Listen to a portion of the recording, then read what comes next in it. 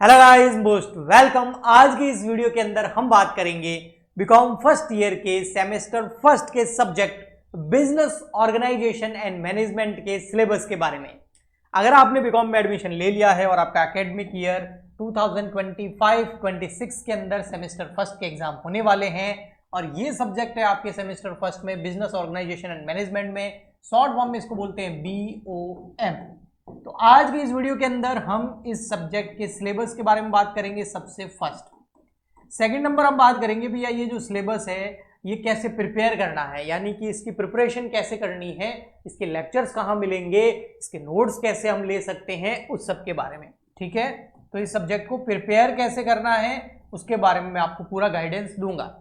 Third number मैं आपको दूंगा एक टिप कि भैया आपके हैं कॉमर्स, फ्यूचर में अगर आप बिजनेस करना चाहते हैं या कुछ टाइम तक जॉब करना चाहते हैं उसके बाद में बिजनेस करना चाहते हैं तो अभी से आपको अपने अंदर कौन सी स्किल डेवलप करनी होगी और कैसे करनी होगी, क्योंकि सब्जेक्ट ही बिजनेस है ना।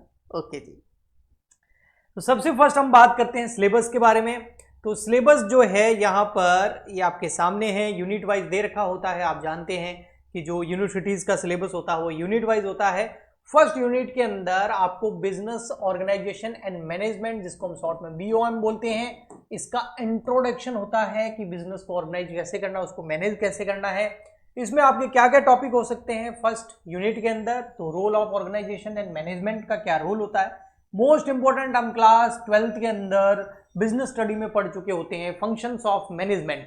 उसमें जो प्राइमरी हमारे फंक्शंस होते हैं planning, organising, directing and controlling, ये वापस से आपको पढ़ने होंगे। तो एक तरीके से आपका फर्स्ट यूनिट के अंदर तो रिवीजन ही हो रहा होगा जो आपने क्लास 12th में पढ़ा है।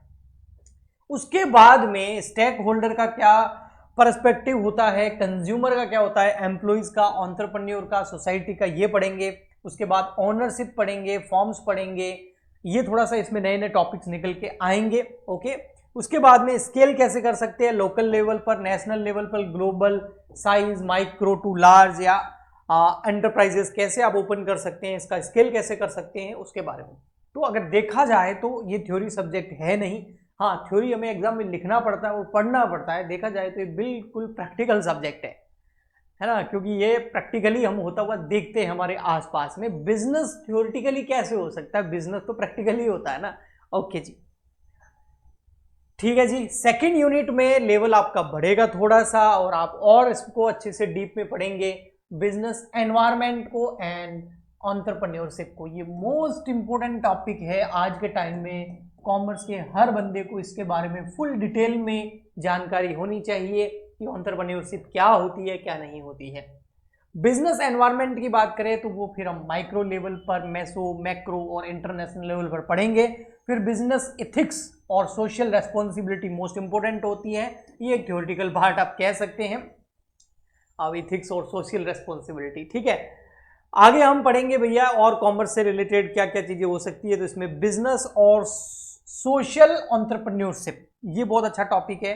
अपॉर्चुनिटीज कैसे हमें मिलती है, प्रॉब्लम को कैसे रिकॉग्नाइजेशन किया जाता है और उसका सॉल्यूशन कैसे निकाल जाता है, मोस्ट इंपॉर्टेंट टॉपिक है भैया। ये टॉपिक अगर आपको समझ में आ गया ना तो आप आने वाले टाइम में अगर प्रॉब्लम्स को रिकॉग्नाइज करके अपॉर्चुनिटी ढूंढ कर उनका सॉल्यूशन निकाल देते हैं तो आप बहुत बड़े बिजनेसमैन बन सकते हैं, बहुत बड़े एंटरप्रेन्योर बन सकते हैं और खूब पैसा छाप सकते हैं। ओके जी, फिर आता हमारा unit number third, planning and organising. ये हम पहले पढ़ चुके हैं क्लास 11th के अंदर, लेकिन यहाँ पर थोड़ा सा हम डिटेल में जाएंगे। टाइप्स ऑफ प्लानिंग में आपने देखो प्रोजेक्ट, स्ट्रेटेजिक, ऑपरेशंस आपने देखे होंगे। डिसीजन मेकिंग कैसे होती है, most important process and techniques होती है कि किसी भी डिसीजन को कैसे लिया जाता है। ओके, ठीक।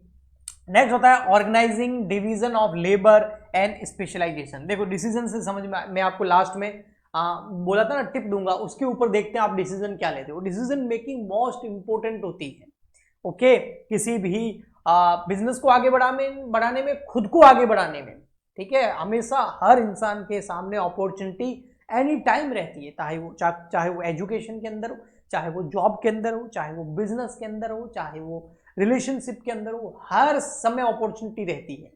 अब कुछ लोग हैं जो उस समय राइट डिसीजन लेके उस अपॉर्चुनिटी को ग्रैब कर लेते हैं और कुछ लोग गलत डिसीजन लेके उस अपॉर्चुनिटी को जाने देते हैं।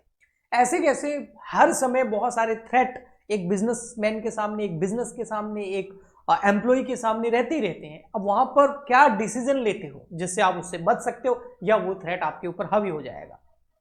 तो डिसीजन मेकिंग मोस्ट इंपॉर्टेंट चीज है प्रैक्टिकल लाइफ के अंदर, हमारी लाइफ के अंदर, बिजनेस लाइफ के अंदर भी। तो वो हम बिजनेस लाइफ के अंदर यहां पढ़ेंगे।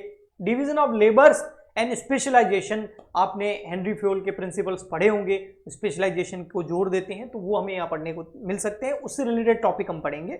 ऑर्गेनाइजेशनल स्ट्रक्चर क्या होता है और इसको कैसे हम स्ट्रक्चर को समझ सकते हैं। ट्रेडिशनल और मॉडर्न स्ट्रक्चर क्या है, हमें तो भैया इस पे ज्यादा फोकस करना है।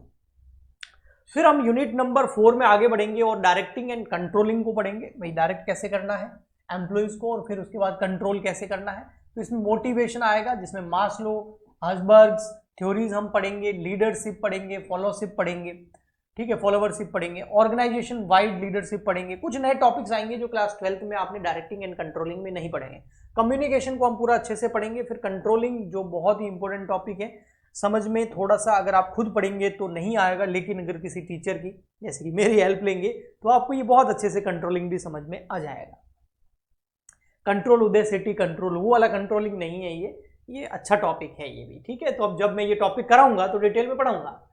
फिर आता है भाई क्या क्या मैनेजमेंट इश्यूज होते हैं। तो इंडियन जो हमारे मैनेजमेंट आइडियाज हैं, है ना, उसको हम पढ़ेंगे। फिर डाइवर्सिटी, इंक्लूजन्स, डेमोक्रेसी, है ना, फिर ट्रेंड्स पढ़ेंगे। फ्रीलांसिंग हो गया, फ्लेक्सी टाइम हो गया, वर्क फ्रॉम होम, ये नया आया ट्रेंड है ना, ये भी बहुत इंपॉर्टेंट टॉपिक है ना, इसको भी पकड़ लेते हैं तो आपको काफी सारे आइडियाज मिलेंगे। को वर्किंग और शेयर स्पेस क्या होते हैं, ये भी मेट्रो सिटीज के अंदर बहुत फैलने लग गया है। को वर्किंग या स्पेस शेयरिंग जो है ये बहुत इंपॉर्टेंट टॉपिक है और इसकी वजह से बहुत होता है ना संगत का असर, तो वो है एक तरीके से आप समझ सकते हैं। आप को वर्किंग में जाके काम करते हैं किसी आइडिया के ऊपर, तो काफ़ी सारे लोग वहाँ मिलेंगे जो उसी तरीके के आइडिया पे काम कर रहे होंगे, आपको एक तरह का सपोर्ट मिलता है। Impact on modern management practices, ये हम पढ़ेंगे। तो ये फर्स्ट हो गया सिलेबस। डिटेल में अच्छे से पढ़ाऊंगा, प्रैक्टिकल एग्जाम्पल लेके पढ़ाऊंगा। उससे क्या होगा, एग्जाम में तो अच्छे मार्क्स आएंगे ही आएंगे, वो तो है, लेकिन मेन मकसद क्या ओनली डिग्री लेकर के अलमारी में बंद करके रखने का है क्या, नहीं। मेन मकसद तो है नॉलेज, इंफॉर्मेशन, स्किल्स, है ना, जो हमारे प्रैक्टिकल लाइफ में काम आए। तो प्रैक्टिकल एग्जाम्पल के साथ में मैं आपको ये सिलेबस कराऊंगा। कहाँ कराऊंगा, तो देखो 2 जगह ये सिलेबस होगा। एक तो होगा यूट्यूब पर, यूट्यूब पे बिल्कुल फ्री लेक्चर्स आएंगे। इसके पहले भी मैं एक बार करा चुका हूं, लेकिन इस बार मैं थोड़ा डिटेल में कराऊंगा। तो यूट्यूब पे फ्री लेक्चर्स आएंगे आपके रिकॉर्डेड, ठीक है। फ्री लेक्चर कहाँ आएंगे बेटा, कंफ्यूज मत होना, काफी बच्चे कंफ्यूज हो जाते हैं। तो मैं कह रहा हूं फ्री लेक्चर आएंगे यूट्यूब पर, रिकॉर्डेड लेक्चर्स। इसके अलावा अगर आपको लाइव क्लास ज्वाइन करनी है तो भी आपके पास मौका है। लाइव क्लास फ्री नहीं है, लाइव क्लास है पेड। उसके लिए आपको हमारा ऐप डाउनलोड करना होगा। ऐप डाउनलोड करने के बाद, ऐप का लिंक इस वीडियो के नीचे डिस्क्रिप्शन बॉक्स में मिल जाएगा। ऐप डाउनलोड करने के बाद में आप वहां पर लाइव बैच ज्वाइन कर सकते हैं बिजनेस ऑर्गेनाइजेशन एंड मैनेजमेंट का, जो बिल्कुल लेटेस्ट है, न्यू स्टार्ट हुआ है। 50% ऑफ चल रहा है। इस 50% ऑफ मतलब 4,000 रुपये फीस है, 50% ऑफ हो गया तो मतलब 2,000 रुपये इसकी फीस है। इसके अलावा एक एक्स्ट्रा डिस्काउंट भी चल रहा है 500 रुपये, उसके आपको मिल जाएंगे। तो 1,500 रुपये में आप लाइव बैच ज्वाइन कर सकते हैं। इसमें आपको live classes, recorded classes and PDF notes मिलेंगे। ओके जी, ये जो 500 रुपये का डिस्काउंट है, इसके लिए आपको कूपन अप्लाई करना पड़ेगा CWG500। ये कूपन कोड आप अप्लाई करोगे तो ये 500 का डिस्काउंट आपको मिल जाएगा। तो यहां पर भी डिसीजन आ गया। अब आपको डिसीजन लेना है कि यूट्यूब से पढ़ना है या फिर पेड कोर्स लेना है, ये छोड़ता हूं मैं आप पर। अब बात करते हैं हम हमारे लास्ट टॉपिक की कि सर क्या टिप्स देने वाले हो।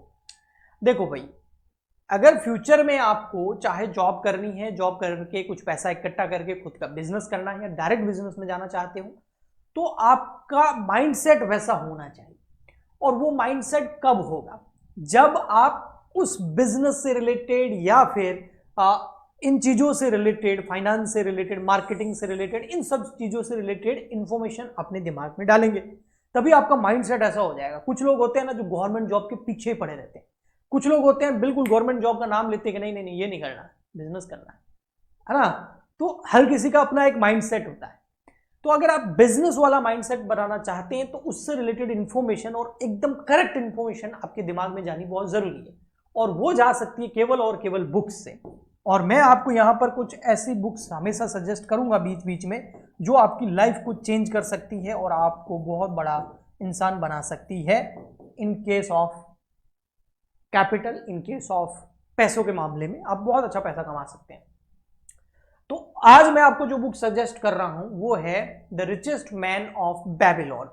और ये जो बुक है ये हिंदी में भी अवेलेबल है और इनके लिंक्स जो है मैं डाल दूंगा, जो यहाँ पर यूट्यूब लिंक देता है ना वो मैं डाल दिए हैं। आप उस पे क्लिक करेंगे तो आपको ये 2 बुक्स दिख जाएगी, जो कि एक हिंदी में एक इंग्लिश में। मेरे पास हिंदी में है, ये देखो हिंदी में लिखा होता है बेबीलोन का सबसे अमीर आदमी और इंग्लिश में the richest man of Babylon. मैंने ये बुक पढ़ी है, बहुत अच्छी बुक है।